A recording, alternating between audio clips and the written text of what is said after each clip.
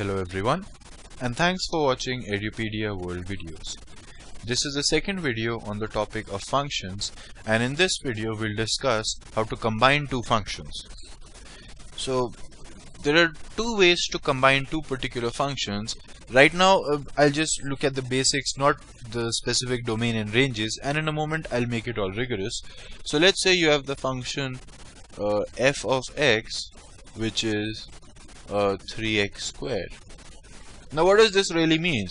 This means whatever you put into x, you square it and multiply it by 3.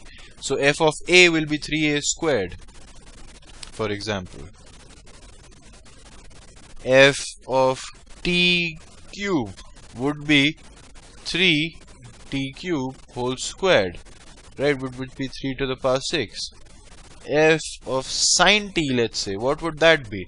It would be 3 sine square t, right? F of, the way initially to read it is, f of something is 3 times something squared. So f of sine t will be 3 times sine t squared. F of 3x squared minus 9x plus 16, what will that be? It will simply be 3 times 3x squared minus 9x plus 16 whole squared. Right, so whatever you put in this, it doesn't need to be represented by a single letter, it doesn't need to be a single number, it could be an expression, a variable, a lot of things. F of something will be 3 times something square. X is just a placeholder for that something. So this statement, just you need to look at this carefully. If you understand this, then you'll understand the whole concept here. Now, initially you need to go a little bit slowly, because when you're doing composite functions, initially there is a tendency to make a bit of a mistake in errors, in just silly mistakes.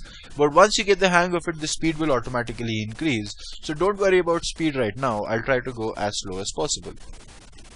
So this is, for example, how you could create different forms of f. You put different things inside this. This is, as you know, called the argument. And let's look at, let's say, another function g of x, which is equal to, let's say, sine x. What does that mean? It means g of a is sine a. G of t cube is sine of t cube.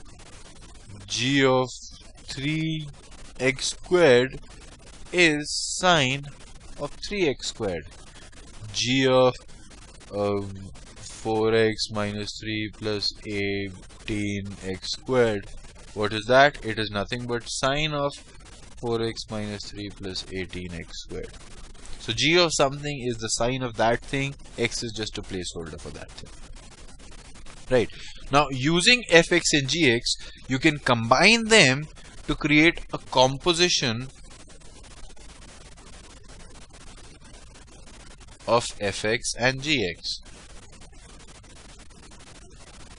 And it can be combined, they can be combined in two ways. You can have f of g of x, or you can have g of f of x.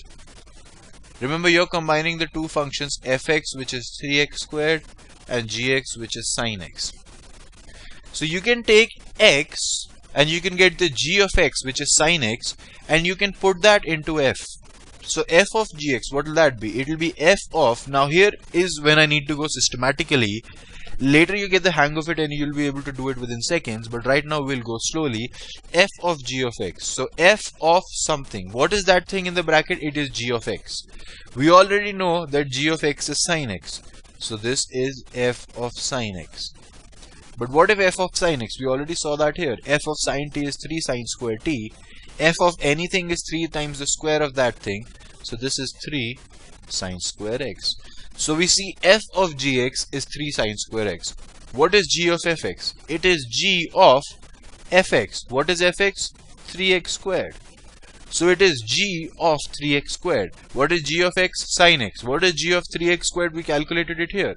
Sine of 3x squared. And this is where sometimes students get confused. Remember what f of g of x are and what g of f of x are. They are different things. These two are completely different functions. Right? They have different domains, different ranges, completely different functions. Right? And this is the two ways in which a function can be combined. And now we'll just turn to do this properly rigorously, but this is what I really wanted to show you, the difference between f of g of x and g of f of x. You can combine 3x square and sin x in two ways. You can take sin x and put this into this x here, that would be f of g of x. Or you can take this whole 3x square and put this into this x here, that would be g of f of x, g of 3x square. Right, so f of g of x is very different from g of f of x. Now let's try to put this in standard notation. So let f be a function going from a to b and g be a function going from b to c. Now there are two ways of combining it. We will look at the function g of f of x. G of f of x is a composition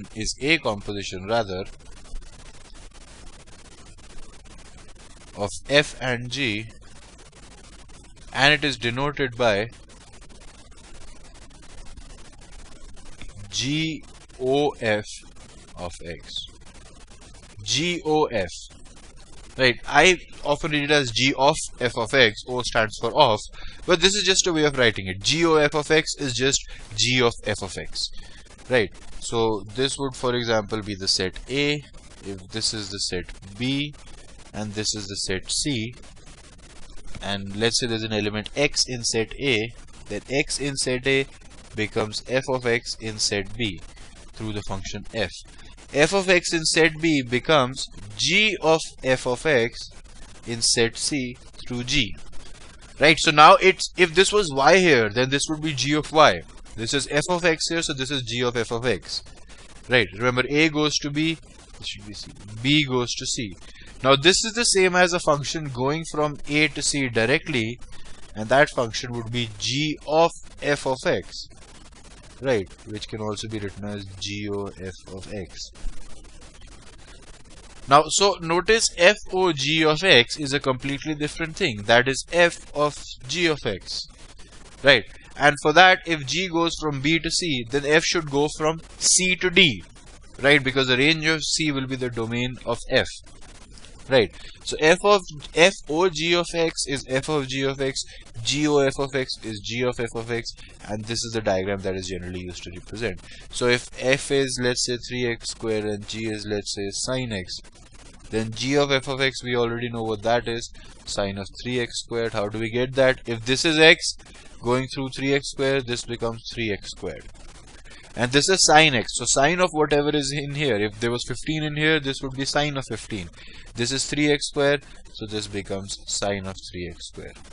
Now you can go from a to b and b to c, or you can directly go from a to c. Right. So let's just look at a few other examples of composition of functions. Let's look at a function fx, which is, let's say, sine of 3x squared plus 15, and let's look at, say, g of x, which is x cubed minus 4. So what is f of g of x? Again, at this point I can do them quickly because I have practiced, but initially you should try to do it as systematically as possible, writing all the steps in between so you don't make an error. This is f of, what is g of x? X cubed minus 4, which is, so you put x cubed minus 4 here, you get sine of 3 times x cubed minus 4 whole squared plus 15. Let's just look at g of f of x. That will be g of x cubed minus, g of sine 3x squared plus 15. And what is that? G of x is x cubed minus 4, so g of this thing will be sine cube of 3x squared plus 15 minus 4. We see these are completely different terms. Right. Let's look at another example. Say f of x is equal to 3x plus 4 by 5x minus 7, and g of x is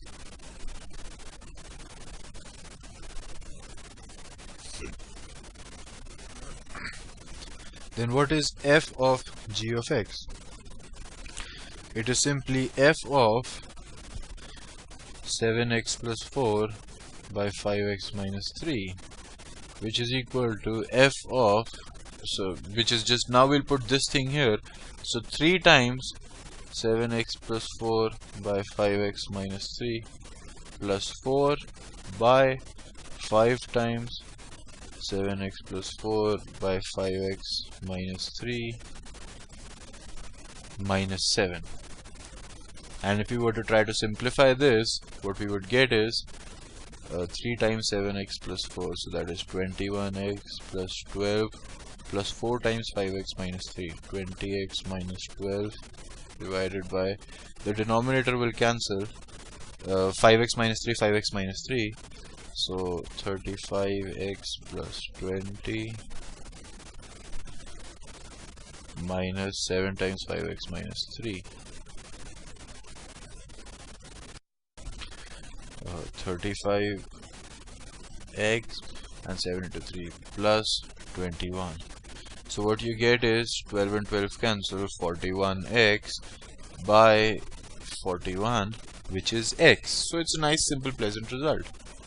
I urge you to try to get g of f of x as well, and you'll find out that that will also be equal to x. Right. So in this case, we have this wonderful property, f o g of x is equal to, it's the same as g of f of x, which is equal to x.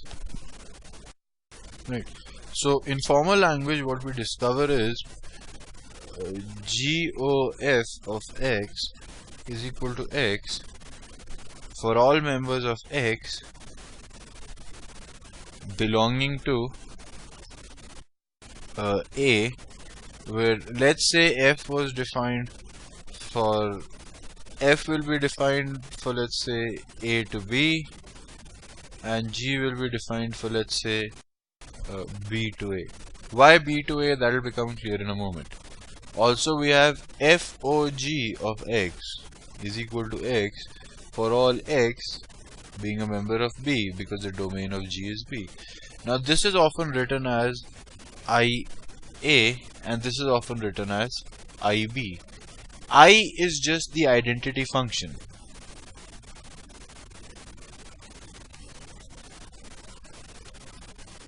And IA and IB just tells us that which set does it belong to. So IA would mean that fx is equal to x, which means the mapping goes from every element, let's say 3, onto itself. So every element is its own image, that's why it's the identity function. And the subscript a or b just tells us what's the set. So if it is going from the set A to the set A, then it is IA. If it is going from the set B to the set B, it is IB. Now x is a member of A, and g goes from B to A. So g of fx is also a member of A. Right, so that's why it's IA, because both x and g o f of x, both LHS and RHS, are members of A. Here both LHS and RHS are members of B, so we write it as IB. But it's just the identity function. Right. So now the definition of something which is called an invertible function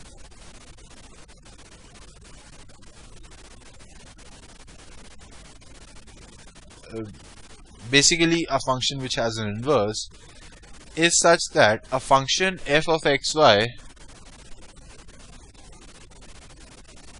f going from x to y, so if x comma y is such a function that there exists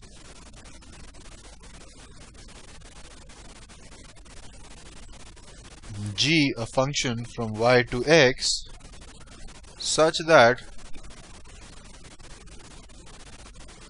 g o f of x is equal to x and f o g of x is equal to x, or sometimes it is also written as g o f is equal to I x, where x is this set, the domain of fx and the range of g of fx, and here it will be written as f o g is equal to iy. So if a function f of xy is such that there exists a g y to x such that g of f of x is ix and f of g of x is iy, then g is called the inverse of f and is denoted by f inverse. So just as a simple example, if f of x is equal to 3x, then g of x could be x by 3, right? And so we know f of g of x will be 3 times x by 3, which is 1, and which is x, and that will also be g of f of x, right? Now simple way to calculate the inverse is simply f of x is 3x, which means y is equal to 3x, which means x is equal to y by 3, which you can write as g of y is equal to y by 3, which is the same as g of x is equal to x by 3. So the inverse is something you already know. Now we just put it in a more rigorous form.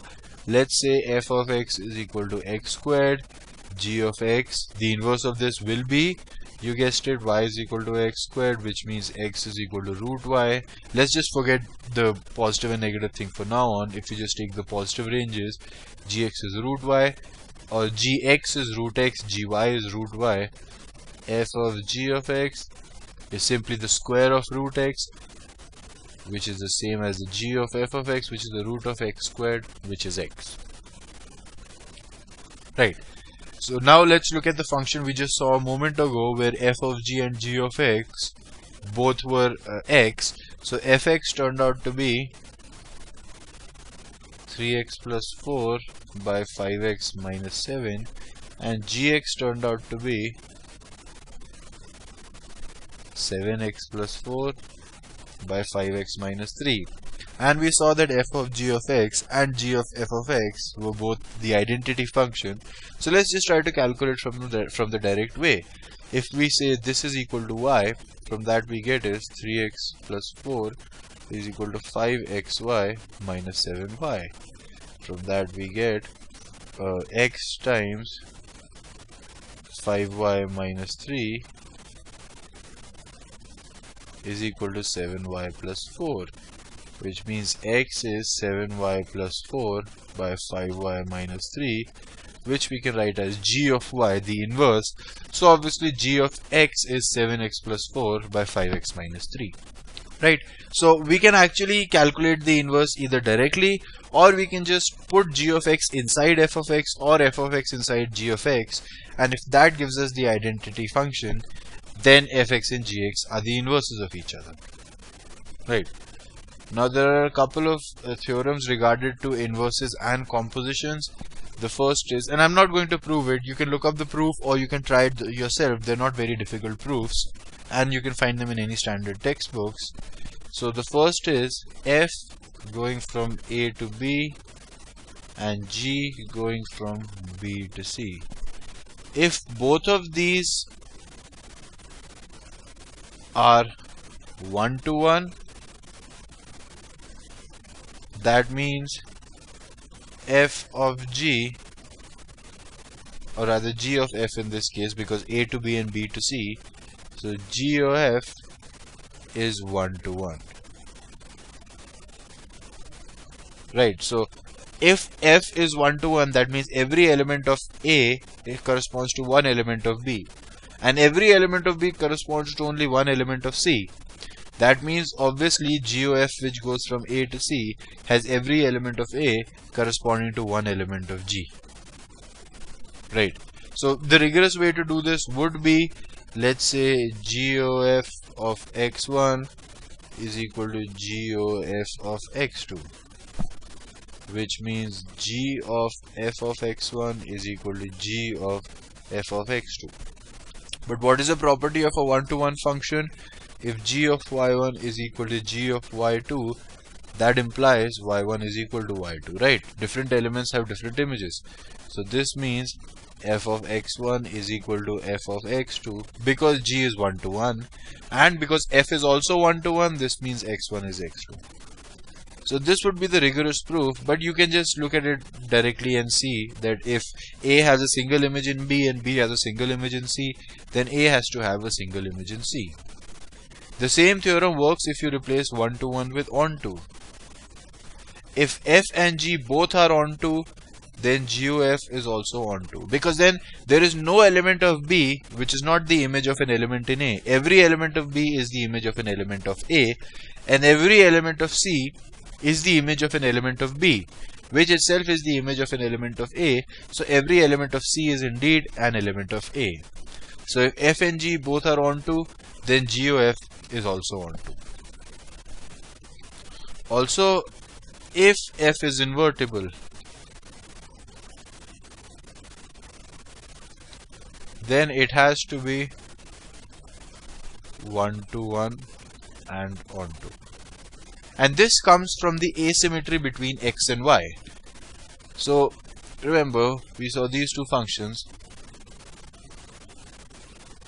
Let's say 1 goes to the value a and 2 also goes to the value a. Then if you were to make the inverse of this function, you would have a, b, c, d, you would have 1, 2, 3, 4, and a would go to both 1 and 2. But remember, this is a possible function. This is not a possible function. A has to go to one element only. This is the very first thing I talked about in the previous video. For any function to be valid, not to be one-to-one or onto, if a function has to be a valid function, if it is called a function, an element and a value of x has to give a single value of y. So this is not possible. So the only functions that can be inverted are those which are one-to-one. Right. Similarly, they have to be onto, because if D is an element which is not the image of anyone, let's say you take a 1 to A, 2 to B, 3 to C and 4 to D, and let's say E is an element which is not the image. Then you would have A to 1, B to 2, C to 3, D to 4, and you would have E which would not have any image. But that is not true. If a function is defined from x to y, then every element in x has to have an image. Right, so this is also not a valid function. So if f is invertible and if f is one-to-one and onto, only then is the inverse of f a valid operation. Right. Just a couple of other things with regards to the composition. You can have composition of 3 functions as well, and that is associative. So if you have f going from x to y, and you have g going from y to z, and you have, let's say, h going from z to, I don't know, a, then you have you can have h of g of f, and that turns out to be the same as h of g of f. So it doesn't really matter what the order you do it in. Right, so this is basically h of g of f, so g of f of x. And what is this? This is h of g of f of x. So ultimately these two are the same thing. Right. And the final property in this topic is if f goes from x to y and g goes from y to z, if they both are invertible, then g of f is also invertible,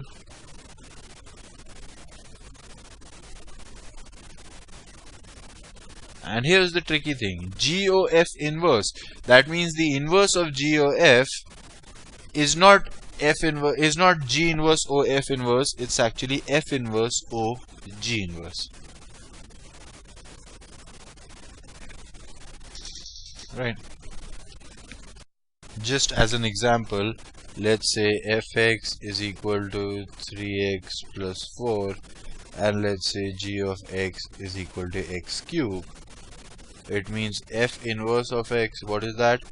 That is fx minus 4 by 3, so x minus 4 by 3. So this should be inverse, not dash. And g inverse of x is equal to x to the power 1 by 3. What is g of f of x, or g o f of x? That is 3x plus 4 whole cube. right? G of fx. Fx is 3x plus 4, the cube of 3x plus 4, right? Let's call this h of x. Then what is the inverse of h of x? So you take a cube root, you subtract 4, and you take 1 by 3, right? So if this is hx, that means x is equal to hx to the power 1 by 3, which is 3x plus 4 minus 4 by 3. So it becomes x to the power 1 by 3 minus 4 by 3. This is h inverse x. What is f inverse of g inverse? You can see that f inverse of g inverse is f inverse of x to the power 1 by 3, which is x to the power 1 by 3 minus 4 by 3 once again. So I haven't proved this result, but I have verified this for an example. You can look up the proof in any standard textbook. So this completes functions. In the next video, we'll begin our study of binary operations. Thank you.